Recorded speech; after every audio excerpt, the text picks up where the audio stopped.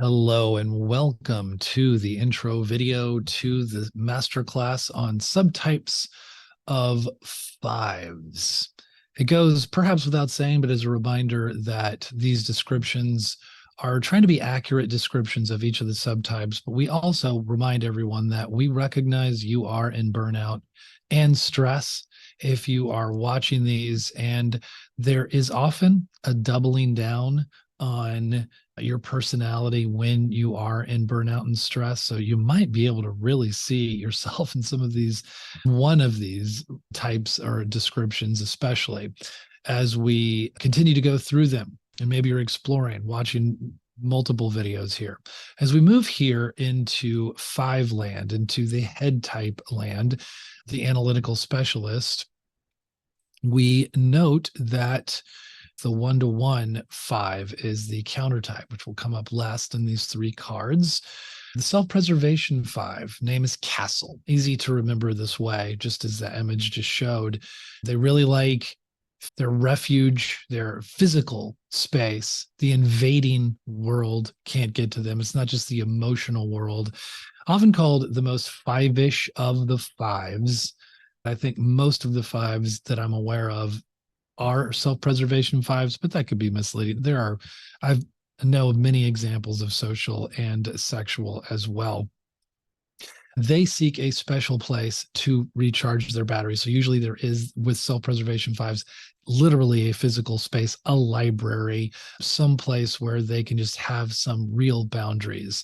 They tend to prefer vocations where their minds are going to be really activated, lots of decisions, lots of data going through. The analytical specialist, as the name goes, sometimes misconstrued for seeming aloof or arrogant. Usually doesn't mean that at all. They are really in their heads. They are disconnected often from emotions, and they're emotionally cool even with people close to them.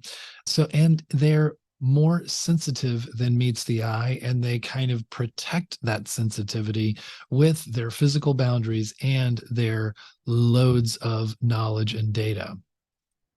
The social five, called Totem, is an interesting one where, they seek the highest ideals through knowledge. What is there to know?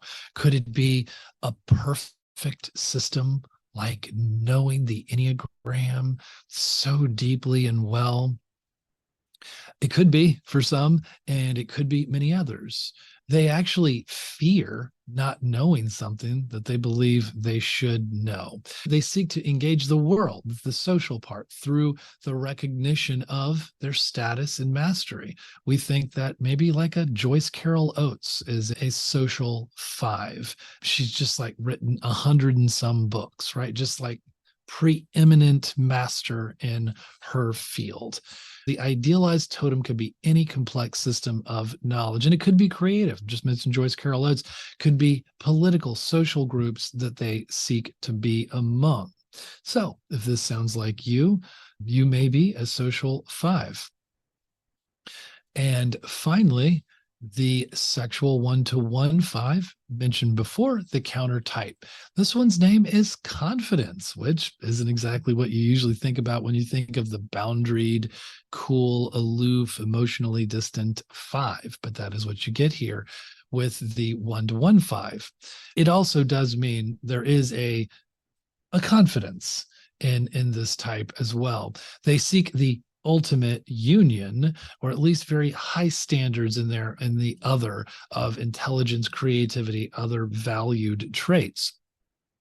They really do. The distinction with this and the counter type of this type with other fives is this romantic kind of artistic spirit that vibrant inner life can come alive with the intensity and this broader array of emotions that they have. Some say Chopin might have been a sexual five, but with a lot of fives, they're not as comfortable with emotions or these 1-to-1 relationships. And this is an example of being very head type. And in some ways, you can just see that little influence of that 4 wing right there with the emotions. These fives, while head types, really do have an artistic and emotional streak to them. So I hope that this helps you in your understanding of the possibilities of the 3 different varieties of 5s.